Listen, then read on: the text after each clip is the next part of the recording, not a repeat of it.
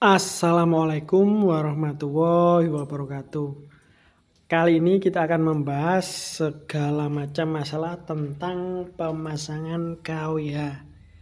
Jadi KWH adalah alat yang digunakan untuk mengukur pemakaian listrik kita dalam 1 jam ya.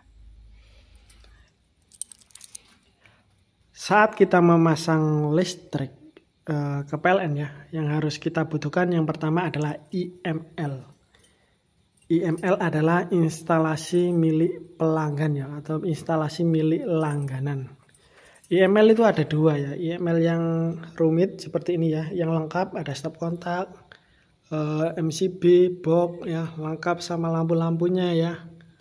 Ini IML yang lengkap. Ada juga IML yang sederhana. Nah, ini yang sederhana seperti ini ya. Yang buat temporary, ini IML yang sederhana. Biasanya dibuat untuk usaha, bengkel las, ataupun untuk di persawahan. Biasanya cuma MCB sama stop kontak aja ya. Jadi ini yang sederhana, yang murah. 100.000 cukup ini buat ini. Kalau yang ini mahal ya. Bisa 2-4 juta. Jadi sebelum kalian pasang listrik, kalian harus punya IML, instalasi milik langganan. Terus yang kedua, kalian harus punya NIDI, nomor identitas instalasi listrik ya. Jadi itu sih ibaratnya KTP untuk nomor instalasi kita ini.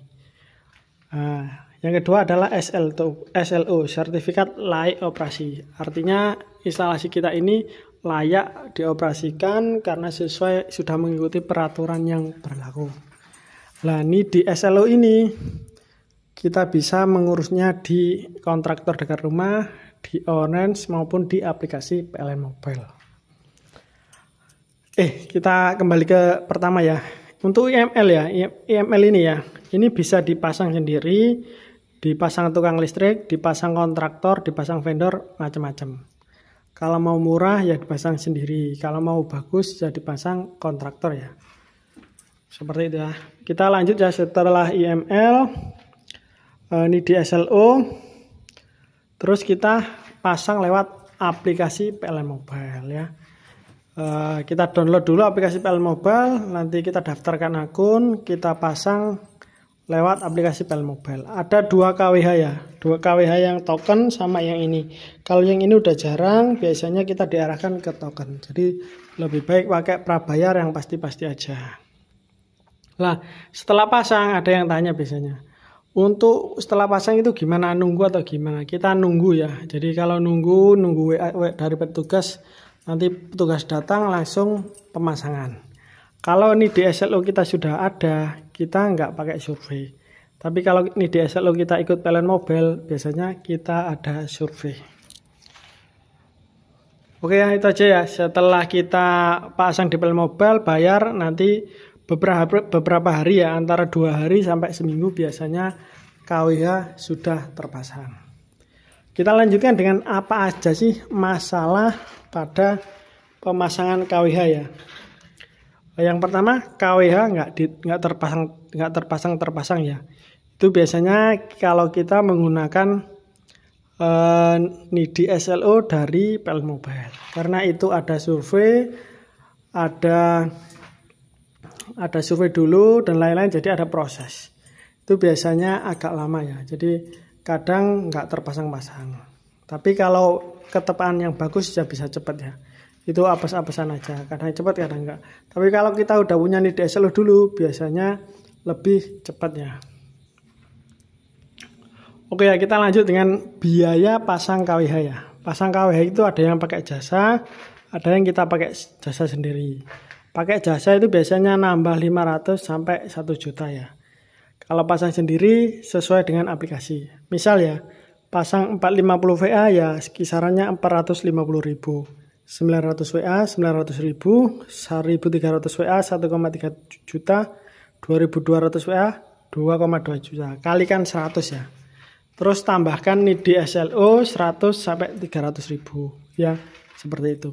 Jadi kisarannya dikalikan 1000 aja, ditambah NIDI SLO 200. Biasanya seperti itu. Untuk daya 2200 ke bawah. Untuk masalah biaya. Nah, kalau biayanya pakai jasa biasanya nambah 500 sampai 1 juta. Gitu ya. Terus masalah buat yang pasang KWH subsidi. Jadi kalau KWH masangnya kita KWH subsidi, KTP kita harus KTP subsidi. Terus ada yang masang KWH KTP dipakai orang lain. Itu artinya data kita telah diperjualbelikan orang lain, digunakan untuk masang KWH atau digunakan keluarga kita atau tetangga kita ya. Itu bisa diblokir, nanti dialihkan ke kita, KWH kita. Terus ada yang kemudian pasang KWH gagal ya. Biasanya sebulan nggak dipasang-pasang, kalian cek ke kantor PLN, itu biasanya ada yang direstitusi. Misalnya kalian pakai KWH ini, KWH-nya nggak ada, biasanya dibatalkan dan uangnya bisa kembali ya kalau batal. Terus apa saja sih yang kita dapatkan ketika pasang KWH ya nih guys ya. MCB, KWH sama kabel hitam ini. Yang ke tetangga atau ke tiang listrik ini sekitar 10 sampai 20 meter. Lebih dari itu nambah uang sendiri ya, beli kabel. Kalau lebih dari 50 meter nambah tiang juga. Kalau kabel ini dari KWH ke MCB kita ini beli ya. Ini biasanya 3 kali 4 mili. Tapi ada juga yang 3 kali 2,5 mili. Ini biasanya 1 meter atau 2 meter. Ini kita beli sendiri. Terus ada tanya, Bang, kalau kita pasang KWH, kita nggak punya IML, terus sudah punya nih DSL gimana? Nah, biasanya kita cuma dipasang KWH tok ya. KWH MCB tok ini nggak ada, ini buntung jadinya. Nah, terus terkadang ada juga yang tidak boleh dipasang, tidak terpasang, tidak mau ya petugasnya ya kemungkinan. Jadi bisa batal kalau kalian nggak punya IML atau instalasi listrik. Jadi IML itu wajib ya. Soalnya kalau apes kita nggak terpasang KWH kita. Oh ya, kalian bisa pasang KWH lewat PLN Mobile, lewat jasa atau ke kantor PLN langsung ya. Jadi terserah kalian pilih yang mana, pasang sendiri PLN Mobile ke kantor PLN apa pakai jasa kontraktor ataupun vendor ya. Terus berapa sih kapasitas yang harus kita pasang untuk KWH kita ya? Tergantung kalian kebutuhannya apa ya. Kalau kalian memang sederhana ya 900 WA cukup. Kalau mau pasang 1 AC ya 1300 WA. 1 AC, 2 AC. Kalau kalian punya 3 AC, 4 AC ya 2200 WA. Jadi tergantung kalian mau pakainya berapa watt. Nanti kalian tentukan sendiri berapa sih KWH yang kalian pasang, 2200 WA atau 1300 WA. Jadi itu ya tergantung beban kalian yang sekarang maupun rencana kalian di masa yang akan datang. Oke, itu aja ya. Kalau ada pertanyaan silahkan ditanyakan ya. Pemasangan KWH lama itu juga biasanya karena materialnya kosong ya. Jadi banyak alasannya. Oke, itu aja ya. Silakan tanyakan yang mau tanya, yang nggak mau tanya juga nggak apa-apa. Wassalamualaikum warahmatullahi wabarakatuh.